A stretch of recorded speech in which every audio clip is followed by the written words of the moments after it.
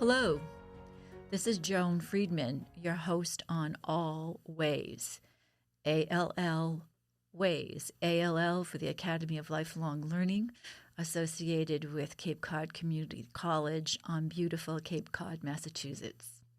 The purpose of this broadcast is to introduce our academy to a broad audience. We plan to introduce you to our wonderful coordinators, talk about our curriculum, our events, catalogs, and our many publications.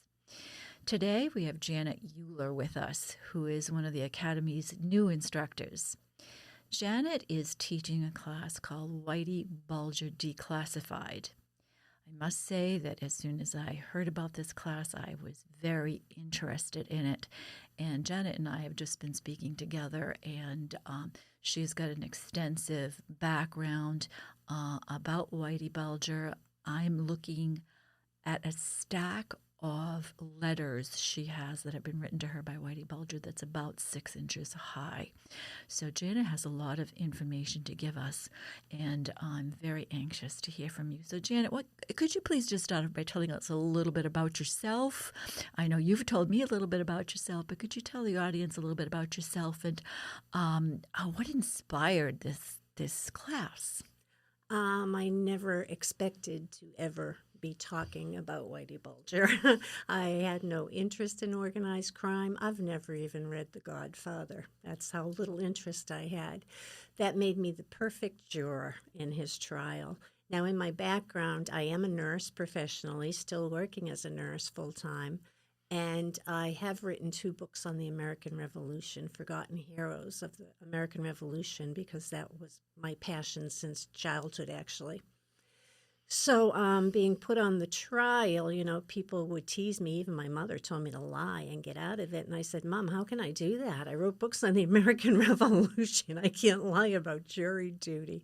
So they did end up seating me. I was juror number 12. Again, I had no knowledge of Bulger other than he was allegedly the head of the Irish mob in Boston.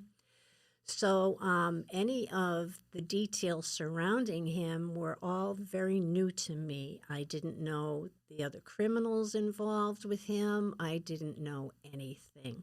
So when in the opening statements, his own attorney said that his client was guilty of many of the charges, I was stunned. I mean, I knew a defense attorney was not ever supposed to say something like that. And I looked over at Bulger and his other attorney, and they were just calm as could be. So I thought there was much more that they wanted to relate in this trial than just to try to say he was innocent, because they had just said he was guilty of most of it. So I really paid attention, and it was all new to me again. I expected going into this trial to be disturbed by his criminality. What I did not anticipate, and especially with my background in writing about the American Revolution and having understanding more than probably many do of the Constitution and that type of thing, I was shocked by the corruption within the Department of Justice, within the FBI, within just law enforcement in general that was being presented and not denied by any of these government agencies. Horrified by a lot that I heard in regard to that. Horrified by the prosecuting attorney's key witnesses. The outrageous deals they got for their testimony. I mean, mind-boggling, shocking deals. And when we actually went into deliberations, 5 members of the jury would not accept the testimony of the prosecution's key witnesses unless it was corroborated with evidence. So we figured that if we had killed as many people as they did and we were headed for the electric chair as 2 of them were, we would say anything to get out of that. And so we just didn't believe their stories. And what happened was when I left the trial, I had more questions than answers. Certain names would be brought up, and there would be a sidebar with the judge, and those names would never be brought up again. Things like this that I was mentally taking note of. So after the trial, I had questions. And since I didn't know anything going into the trial, I figured afterward I was going to read every book out there, everything I could get my hands on, and read about what was presented about the trial in the newspapers. And I was horrified to find that every book out there and every newspaper article for the past 30 years and every documentary that's been created or movie was based on the testimony of these witnesses that 5 members of the jury believed were lying. But the entire narrative of Bulger was based on their stories. So I decided that, maybe I need to, and also as far as the trial itself went and the newspaper articles about the trial, there was so much that just wasn't mentioned that was the most disturbing in regard to the government corruption and how they handled certain witnesses and threatened certain witnesses, and just so much that the newspapers just didn't print. So I realized that nobody had ever gone to Bulger himself. Nobody that had written about him, meaning the journalists, had ever gone to him. So I thought, well, I'm going to write him a letter, see what happens. And I wrote him, and he wrote back, and he kept writing back. So over the span of the 5 years after the trial up until his murder, we corresponded on a regular basis. I have 70 letters from him. And I went to visit him 3 times and had 15 hours of face-to-face communication with him.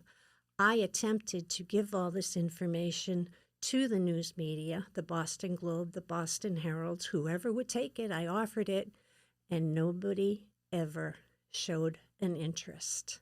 Primary source information, and no one even wanted to know what it said. Shocking. Yeah. Stunning. As you were speaking, I just want people to be really clear that you were one of the jurors, on his trial. And if I can rephrase you, you found that really not enough had been explored with him on a first person basis. So you just wrote him a letter. Exactly. Mm-hmm. And he kept writing. He did, yeah. At first he didn't trust me, so it took a little bit, but then he did. And a couple things kept me interested in writing. One was that he tended to put the time of day he wrote his letters. And they were always the wee hours of the morning, 1, 2, 3 in the morning. So I asked him early on, why was he awake at that time to write? And his response confused me. He said, ever since MK Ultra, I can only sleep a couple of hours and I wake up hallucinating. And I had no idea what MK Ultra was. So in my next letter, I asked him about it. But in the meantime, I started to Google it and found that it's a well-documented as far as documentation in regard to the fact that it did occur. It was a project by the CIA back in the 50s and 60s when they were using LSD to see if they could modify human behavior. And when it was discovered that they were doing this, the CIA attempted to destroy the records. But a few years later, there were some records found in an obscure room in the Pentagon, and the United States Senate called a hearing about it. So in 1973, I think it was, they had the hearing, and it was a new director of the CIA at this point. And again, they destroyed most of the records, so he was giving kind of general information that he knew. And he said that this was an experiment, and nobody that took part in it knew what was happening. So nobody gave their full consent because they didn't even know what was being done to them. They were lied to. And it was done on 1,000 military personnel in 12 hospitals in the United States, in 44 colleges and universities in the United States, and in 3 federal prisons. And in 1956, Bulger was a prisoner in Atlanta, United States Penitentiary for robbery. He had never killed anyone at this point. He was 26 years old, and he took part in what they presented as an experiment to find a cure for schizophrenia.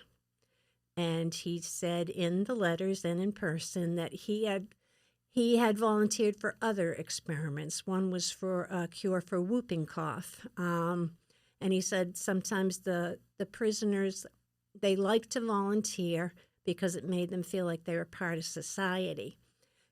And so he was part of this experiment for 15 months in Atlanta, and they were giving him high doses of LSD 3 times a week.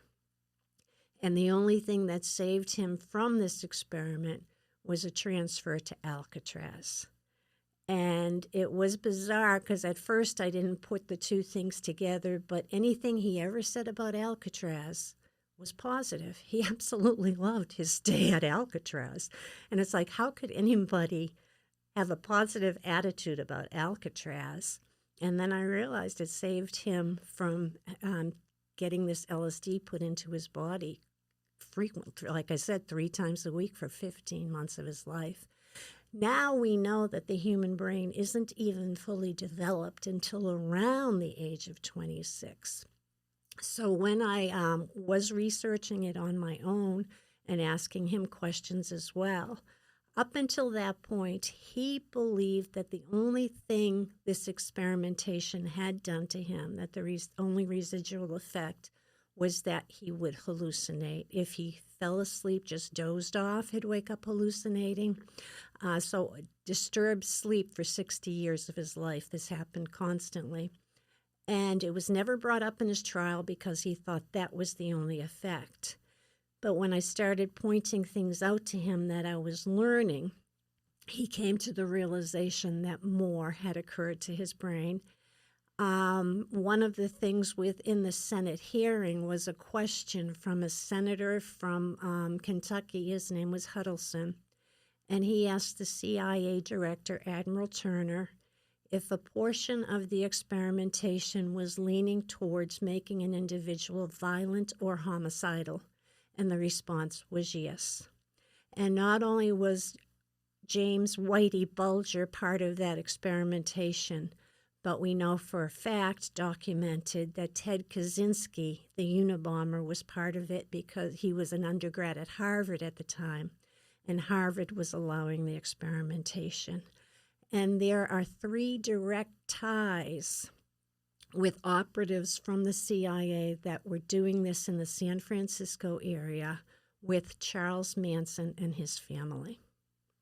So it's a pretty huge situation here. Those are only 3. 2 we know of for a fact, 1 with strong ties. And who knows how many others were affected by it. And so Bulger, at the end of his life, had come to the realization that more was done to him than he realized. And he wanted to do a national interview.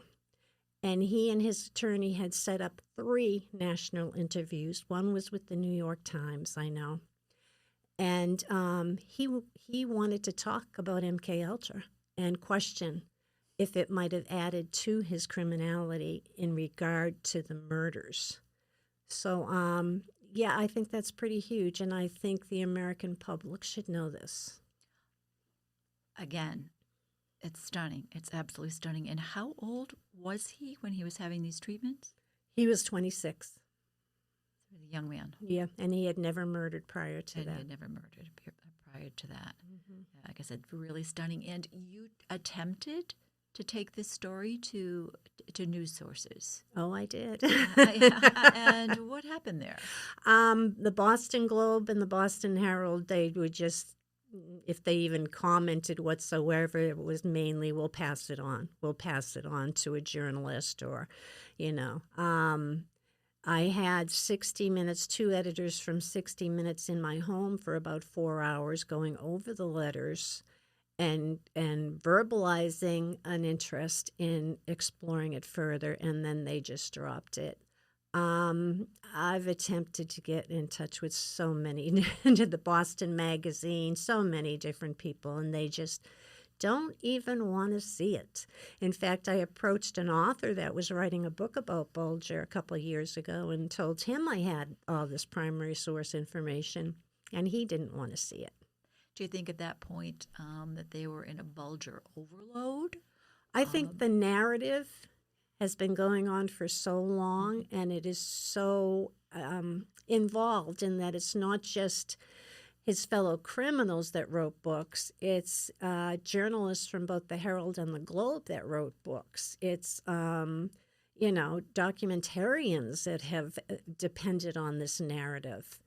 And it's too hard to backpedal now. I think that's what it is. It's just too hard now to even consider that maybe they got some of it wrong and to backpedal. Well, the other light that this has shown on the case was the use of the drugs, and that is that's something that that people people are still interested in. It was certainly a very interesting topic, but underneath this pile of letters that Janet has with her tonight, she has a book that she's written. Why don't you tell us about your book, Janet? The book is a roman à clef, if you will. It's a true story written in a fictional format, and all of the characters in it are real. And I can identify each one to anyone who reads the book. If they ask me, I will. I'm not hiding the fact that it's about Bulger. I give a foreword, and I have excerpts from his actual letters at the end of the book. I did it the way I did it as far as a fictional format because at the time I was afraid. I was afraid not of Bulger. I was afraid of the government. What's the title of your book? The title is The Truth Be Damned. When was this published? It was published in 2018. I actually sent it to Bulger, but they would not allow him to read it. So, yeah. Where was he at that point? What penitentiary? He was in Florida. He was in Coleman, USP at that time. All right. Yeah. The other thing of interest is, as a nurse, I visually assessed him when I would go in and visit him, and he would detail his deteriorating health in these letters. I have many letters that talk about his deteriorating health. He had had 8 heart attacks while in prison, 3 to the point of being hospitalized. The first one he had that he was hospitalized was actually before his trial when he was in prison in Plymouth. He had standing orders for nitroglycerin and oxygen. He also, because he fell out of bed so often because of the hallucinations, and now he didn't have any padding on the floor as he did prior to being in prison, he damaged his hips on the concrete floor. It took them 4 months, according to the letters, for them to even take an x-ray of his hips, and by that time he was wheelchair-bound. He had peripheral vascular disease. He had pitting edema with weeping in his legs. I visually saw this when I visited him. He was 89 years old. They told him they were going to transfer him to a medical prison. And for the last 8 months of his life, he was anticipating this transfer. Finally, it came, and they sent him to what is a transfer prison in Oklahoma. And from there, they send the prisoners out to their destination. When he was in Oklahoma, the Bureau of Prisons announced that his health had suddenly improved. This was a blatant lie on the part of the Bureau of Prisons. There was no way his health could have improved in the least without surgeries, plural.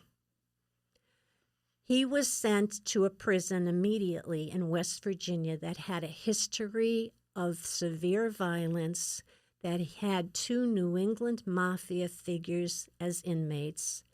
They announced to this prison before he was sent, they announced to the prisoners he was coming. So by the time he got there, they were waiting for him. He was left unguarded in general population, in a wheelchair, 89 years old, murdered within 12 hours, violently murdered by these New England mafia figures. They saw them going into his cell and coming out of his cell about 5 minutes later, and they had that camera footage, and yet they did not indict these men for almost 4 years. There's something wrong here. He was already dying. It was just a matter of time. Why did they decide, whoever gave the order to send him there, because they absolutely lied, why did they decide he needed to die immediately? Did it have to do with the fact that he wanted to do a national interview?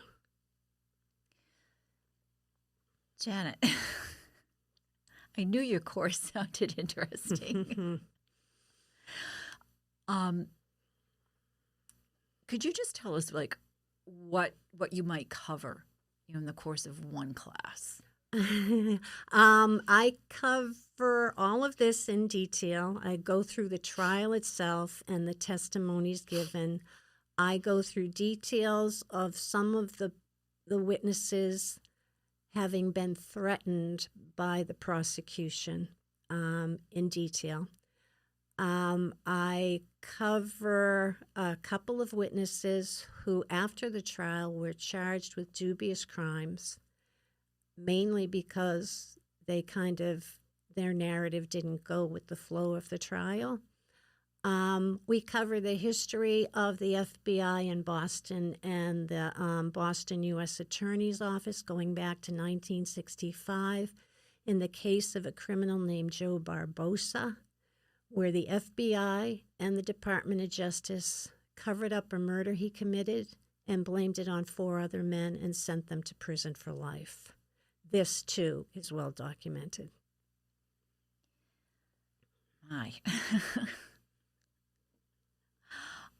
My guess is that there's not too many dull moments in your class. No, it was a lot of fun, actually, if it can be fun. I mean, yeah.